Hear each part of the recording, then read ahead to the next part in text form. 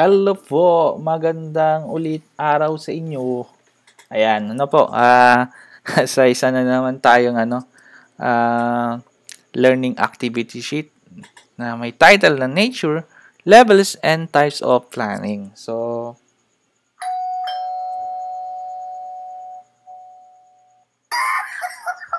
papasukin nyo ako sa inyong mga utak. Alam mo, pagod na kayo sa dami ng modules, mga siyam o 10. O yan, o sa katapos yung mga gawaing bahay pa, di ba? Kung maaari, ano bang pagpipiliin? So yan, pagpipilian talaga, pagpipilian. Tama bang may pagpipilian? O dapat tupnin natin ang mga gawaing bahay, gayon din naman ang mga modules natin. Ayan, so tulungan natin ang mga gulang natin. Pa rin, Ayan. So, tapos, ipaliwanag natin sa magulang natin na tulungan din tayo. Ayan. So, sigurado naman, mabubuti ang mga magulang natin at tutulungan tayo sa paggawa ng modules natin. Kung hindi man tayo maturuan, ayan, andyan sila. Andyan sila na mag-uutos sa atin. Tama ba? Hindi po. So, tutulungan nila tayo sa pamamagitan ng pagbibigay sa atin ng oras para sagutan yung mga modules natin. So, nature, levels, and types of planning. So, balikan natin yung functions of managers. So, we have the planning, organizing, controlling, leading, and ano ba isa? Staffing. Ayan. So, mali ako yata ng ayos. So, pakiayos niyo. So, POS LC. Ayan. So malaga nun, nauuna yung planning natin. So, ano ba yun? Bakit planning nauna? Planning. Ayan, planning. Ayan. So, planning is the most basic of all managerial functions. So, matutupad ba o magagawa ba ang goals natin? Di ba yung goals natin is management is sa dulo nun is para matupad yung goals natin. So, kailangan natin ng planning sa unang-unang pa lang. Yun pa lang yung lalagay natin, plano. O parang sa buhay ninyo, pag sumagot kayo ng modules, anong plano ninyo? O andyan yung schedule ninyo, andyan yung teacher ninyo, pwede nyo tawagan sa oras ng schedule ninyo. Ayan. So, iniisip nyo siguro, baka tumawag si sir. May mga question na ganito, may mga ganon. Hindi kami nag-iisip ng ganon. Subukan natin, tumawag sa inyo. Ganun ba gagawin namin? Hindi po, di ba? Baka isa sa inyo, pag tinawagan, di ba, sagot-sagot yung mga tanong, ayan, iiyak na lang, kawawa naman. So, hindi natin, tulungan tayo ngayon. So, yan po, it is the process by which managers establish goals and define the methods by which these goals are to be attained. It requires decision-making. Ayan. So, decision-making. Nagdi-decision ka na. So, umpisa pa lang, di ba? Wala pa yung hindi pa nangyayari. Nagdi-decision ka na. So, bakit? Which is using among alternative future courses of action. O, di ba? Lagi ko sinasabi sa mga face-to-face students ko, kayo ay magiging manager at kayo ay magiging manghuhula. Ayan, paulit-ulit na magiging naman na yun. So, magiging manghuhula kayo sa hinaharap. O, di ba? Halimbawa ngayon, dumating yung bagyong Rolly, bagyong Shoni. Ayan, di ba? Hindi natin alam kung saan exact na maglalandfall yon, pero may forecasting na nangyayari. O, di ba? So, yung forecasting na yon is may percentage error lang, ilang kilometro lang ang Pero, kung tutusin, nag-a-accurate siya. Kaya naggagalagay tayo ng mga signal, kung anong signal ang ating ilalagay para malaman natin kung anong impact nung sa isang location, kung paano kalakas ito, paano niya sisirain yung isang location, di ba? So, I hope na sana ligtas kayo. Kung ligtas kayo, may mga kababayan tayong nasalanta, kung hindi tayo makatulong ng pinansyal, sa konting panalangin, gawan natin sila ng panalangin. Ayan, di ba? So, yun lang. Tama ba? Tama ba yun? Na manalangin tayo? So, palagi nating ipanalangin ang kapwa-tao natin. Tama? Tama. Ayan, So, yan, balik tayo sa pinag-aaralan natin, alternative future courses of action. So decision-making, planning, sa simula pa lamang, anong gagawin natin, di ba? Yung tatayo ng bahay, mga architect or engineers, nag-start silang magplano bago magpatayo. Halimbawa, yung Pigalo Bridge, masusing pagpaplano ang ginawa dyan bago pinatayo yan, di ba? It may be also treated as process of thinking before doing. Ayan. So, bahala na, di ba? Mahilig tayo sa bahala na. Ayan. So, minsan, chumachamba, you know? Machamba, minsan, hindi po, di ba? Yung iba, nakaka-create ng pera. O, chiching, di ba? Chiching. Sa Chinese, chiching ang tawag dun, no? So, yung iba naman, gusto yung mabilisan, ano nangyayari? Ayan, diretso. Diretso kulungan, di ba? So, sana wala pong mangyaring ganon sa atin, di ba? So, dapat pagplanuhan natin. Ganyan din yung sa buhay natin. So, management has planned by looking ahead into the future. Ayan, o, di ba? Manghuhula, sabi ko, by estimating and evaluating the future behavior of relevant environment and by determining the enterprise's own desire role. Plans have two basic components, the goals and action statements. Yan. Kung mapapansin ninyo, sa DepEd, meron tayong mission, vision, goals, and objectives. Ayan. So, andun siya. Andun yung pinaka-plano nila. Doon iikot yung plano ng isang organisasyon. Pag pumasok na kayo later on sa mga business establishments o business organizations or sa mga organisasyon pag nagtrabaho na kayo, malamang. At sa malamang, may goals and action statements yung mga yan. So, yun yung babasahin ninyo. So, ako, palipat-lipat ako ng organization. So, palipat-lipat. Yan, memorize ng mga goals, vision, mission, and goals, objectives. Ha? Diba? O, kailangan nyo yung i-memorize yun. Dito pa lang sa DepEd, pinamemorize na sa inyo yun. Ayan. O, diba? So, tama ba? Tama, diba? The nature of planning. So, goals muna tayo. Goals represent an end state. The targets and results that managers hope to achieve. So, halimbawa, goals mo. Ang goal mo ngayon, to graduate senior high school. Ayan. So, hindi pa siya long term kasi short term lang yun kasi makukuha mo siya within ilang months na lang, di ba? Matibay. Kalahin mo yun, nag-module ka lang, pumasa ka na, di ba? Sir, hindi yan module lang. Ang hirap ng ginagawa namin, di ba? Ngayon, di ba? Pwede ka namin, ayan, sir, ispadahin ka namin, sir, Hirap na hirap, guys. Sabihin mong module lang. Ayan. Hindi. Sabihin natin lang, lang naman ako lang. Sige. So, alam namin yung hirap ninyo. Kitang-kita namin yun. Kasi man ako man, nag-aaral din. Ayan. So, tuwing Sabado at Linggo, nag-aaral din tayo. So, pagkakaiba lang, online kami. At may reflection din kami. Kung ang reflection nyo, isa, dalawa, kami, ako, 7. Ayan, no? So, kung ang isipan ninyo ay nagagamit ng husto, isipin nyo rin na nagagamit ng husto ang isipan namin sa araw-araw. Ayan, no? So, ito napakita ko sa inyo, pinaparamdam ko sa inyo na ang pagplaplano sa buhay ay dapat ngayon na. Ayan, ngayon na. Hindi pa bukas, bahala na bukas. Makapasa bukas. Ayan, kung makuha ako sa college, ayan, di ba? Hindi, ngayon na kayo mag-desisyon. So, sinasabi ko to bilang kuya ninyo, hindi bilang teacher ninyo, o may masabi lang dito, di ba? Yung karamitan kasi, ay iniisip nyo, pa-epal lang. Hindi po. So, oras ay tumutunog para sa inyo. Ayan. Sigurado ako, may iba sa inyo, hindi pa alam kung ano ang course nila. So, gamitin natin to Gamitin natin tong pagkakataon na ito. Hindi naman namin kayo nakakausap o na bibigyan ng pagkano. Sa pagpaplano, no? So, gumamit na ako ng marami ninyong load sa inyong data. Sorry, no? Pero worth it naman siguro kung matuto kayo kahit saglit lang. So, bilisan na natin. So, yun, no? Goals. May goals ka. So, ang goals mo, ngayon pa lang, is mag-graduate senior high school. O, habaan natin. Long term decision.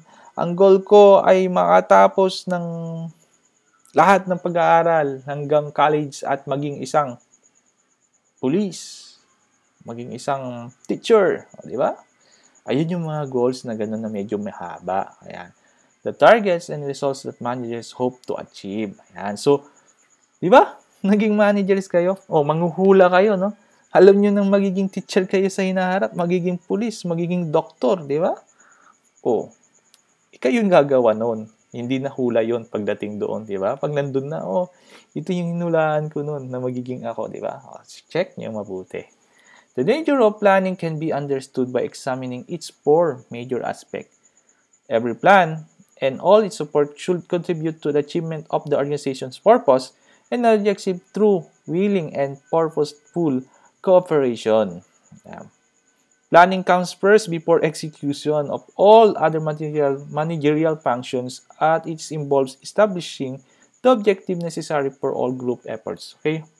Sa planning kasi, class, when you are planning to build something, halimbawa, sa tulay, nandun na rin yung paglagay ng pondo, magkano magagastos, ayan, nandun na yun ngayon, ilan ang tao.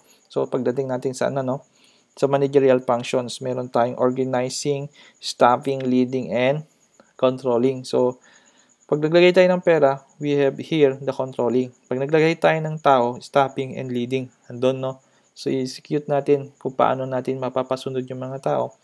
Then, organizing. So, sino yung mga tao na ilalagay natin? So, yan yung mga organizing natin. No? So, paano natin papagalawin ng mga resources for the business. So, planning is a unique and universal functions of all managers. So, universal, unique siya, no? Iba-ibang plano pero iisa ang goal, di ba? So, depende na yan. Sa banking industry, nag-establish na ng mga plano pero dinadagdagan nila ng something unique. Ayan, kasi and you are not unique, may iwan ka.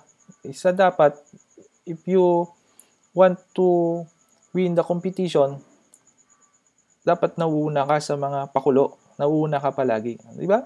O pagka-graduate nyo, halimbawa ngayon, pagka-graduate nyo ng college, halimbawa isang kurso lang, nursing, natapos ninyo lahat, nursing.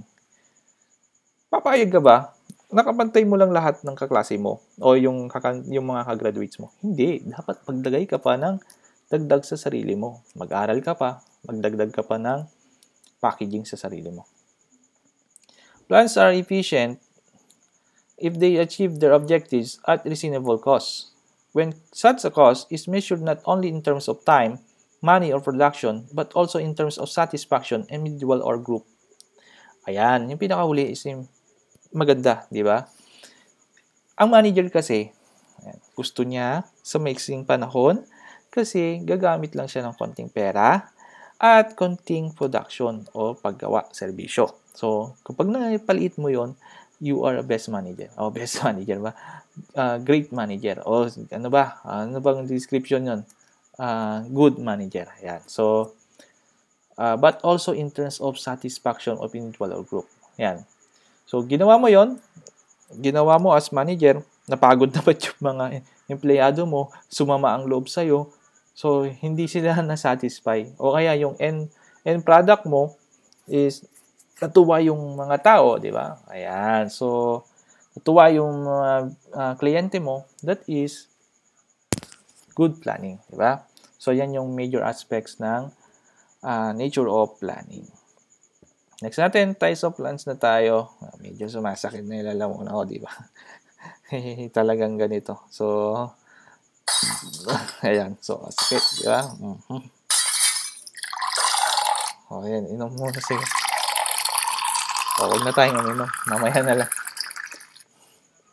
So, types of plans, strategic plan. Meron tayong tactical plan. Ayan. So, operational plan. Tapos, ayan. Yung tatlo lang. So, tandaan nyo yung tatlo na pagpaplano. Ayan. So, types. No? Types po tayo. So, sa strategic plan, this is the high-level overview of the entire business. Its vision, objectives, and value. This plan is the foundational basis of organization and will dictate decisions in long term. The scope of the plan can be 2, 3, 5, or even 10 years. Ayan sinasabi natin long term plan.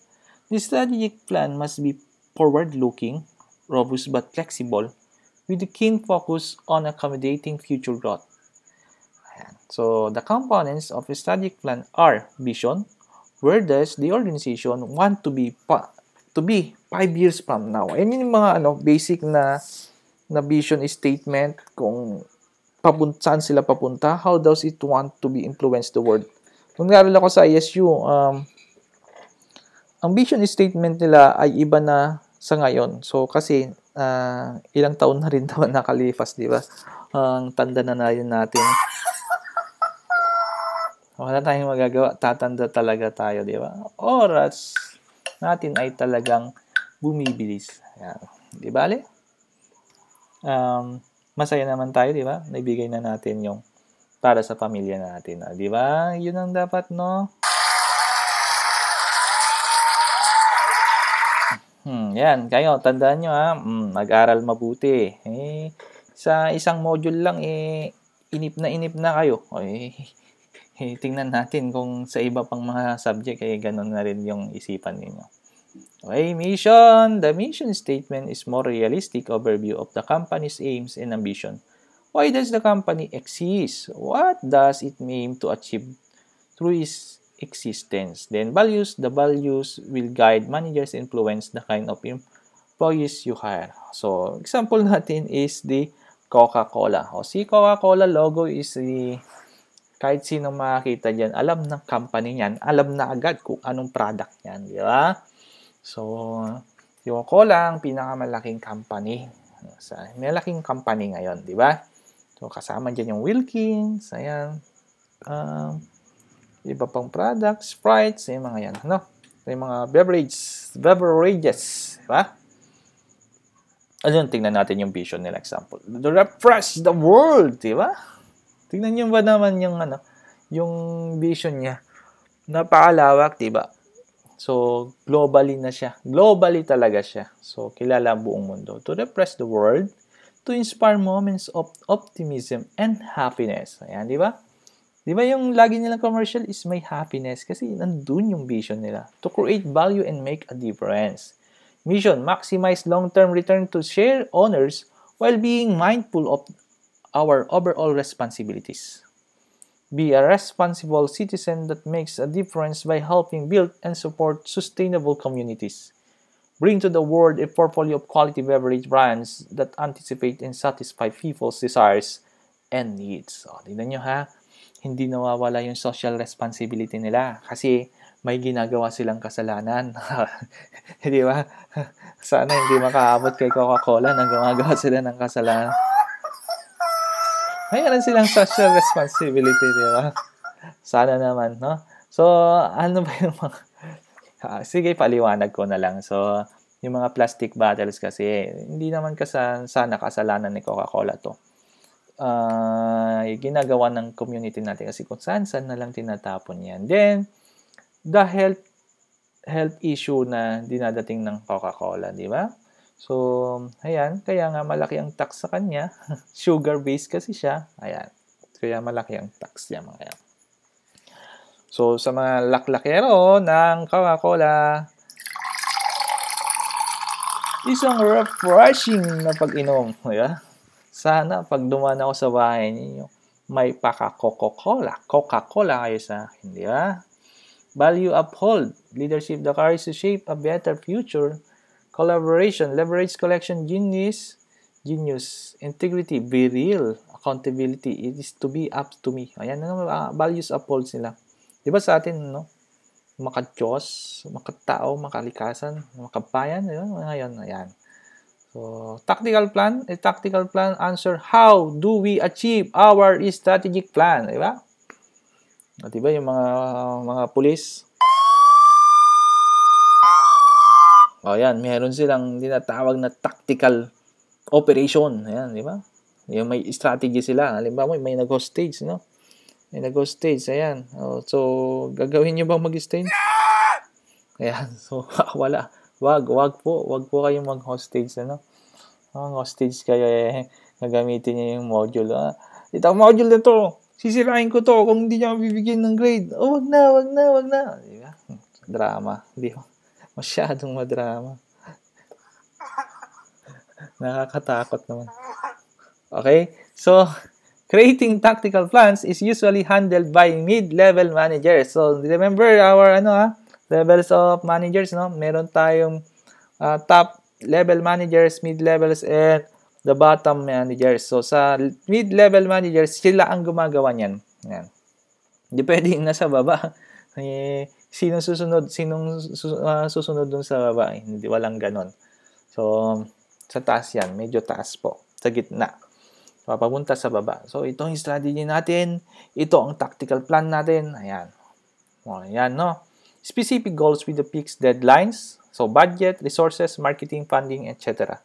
If you heard me lately, so sa budget, sa pera natin yan, sa resources, other materials na ginagamit natin, cash resources, human resources, organization natin, marketing, funding, etc. Finally, the tactical plan should list the organization immediate marketing, sourcing, funding, manufacturing, retailing, and PR strategy. O, di ba?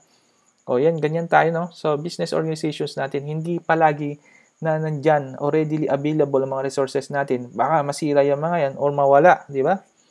O, kung kaya kailangan natin din na readily available yung mga financial institution na pwede tayong manghiram ng capital resources to aid our expansions or to achieve the goal natin o yung resources natin needed for the specific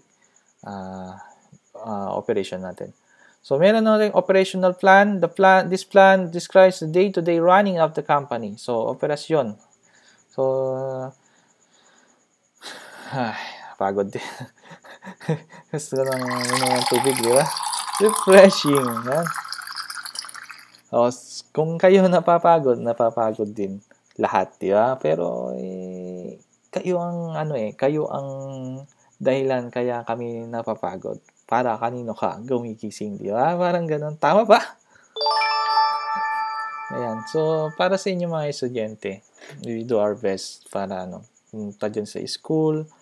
We spend more than we earn, di ba? Parang bataris na nga lang kami sa pamasahe. Pero, we taking risk our lives, ayan, health, para lang achieve yung para sa inyo. We are working in silence, di ba? Baka sabihin ng iba, walang ginagawin teacher, hindi na nagtuturo, sana yung nanay na lang namin salto kung pwede lang sana ibigay na namin sa kanila, di ba? Kaya lang nandun na. Meron din kaming mga obligations para sa pamilya. And ginagawa namin yon para sila na ibigay na namin yung trabaho namin para hindi na kami pakialaman na makatutok sa inyo sa pagtuturo. Okay? Operational plan. So, masyadong madrama. So, now, operational plans can be either single-use or ongoing or described below. Single-use plans. So, yung pwedeng minsanan lang ongoing plans, then policy, rules, procedure.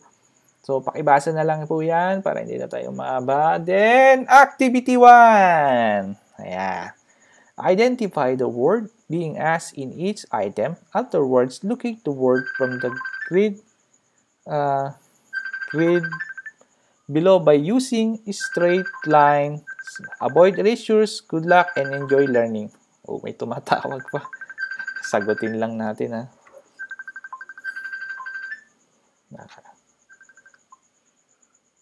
Hello, ma'am. Good evening po. Hello, sir. Good evening. Ma'am, nagre-record lang ako saglit. Tawag ako na lang mamaya, ma'am. Sir? Tawag ako mamaya, ma'am. Ay, sige, sir. Sorry. Sige, ma'am, tawag ako. Sensya na rin. Sige po. Sige, ma'am. Sige. Sorry. Sige po. Ayan. Konting palatas-tas, di ba? Ayan. Ayan. Para kasi tulungan nga, di ba, teachers? Ayan, tatawag sila sa atin. Okay, yan. So, may instruction dyan. Tingnan nyo na lang po sa likod. Ayan. Direction. Arrange the following sentence. Boxes following. Kung kayo ay nahihirapan, pwede kayong tumawag sa akin at magtanong. Huwag mahihiya, di ba? Parang commercial yun, no?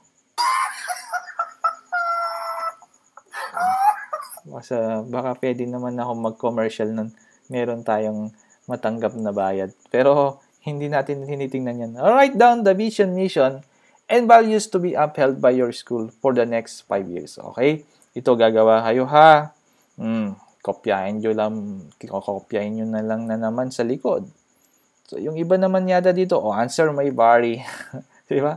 Activity 3 and activity 4. Diyan ko kayo titirahin. Titirahin. Hindi titirahin na. Ibig kong sabihin doon is, diyan natin kayo bibigyan ng maganda-gandang grade. Kasi magkakaiba kayong sagot yan. Siyempre pa, di ba? Sir, pwede bang Tagalog? Nasa business world tayo, di ba? We are in a business world. Ayan. We should speak in English. Ayan. So, for globalization talaga in class, you should speak in English. Ayan. So, write your answer here sa blanco, no? You may use another sheet of papers to answer the vision, mission, and values uphold, core values. For the next 5 years, baka kopyahin nyo yung sa DepEd. So, iba po yun, no? Sa inyo yan, sa sarili ninyo. Okay. I think we are done here. So, if you have your question, just text me or call me or message me. Well, meron akong Facebook. Ayan. Ayan. Facebook nyo ako kung gusto ninyo. Pwede nyo rin akong tawagan. Ayan. O kung pwede, hindi nyo ako pwedeng puntahan, Hindi pwede tayong magkita. Error yun. Error talaga. So, bawal kayong makipag face-to-face. So, ingatan ninyo sarili ninyo. May mga kalamidad na dumadating.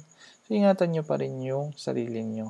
So, huwag natin kakalimutan. Lagi tayong mag-pray every time. Hindi lang sa time na tayo ay nangangailangan.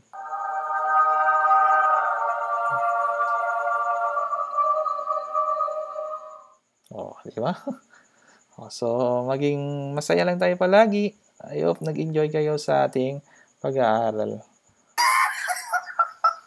Tama ba? Tama. So, goodbye!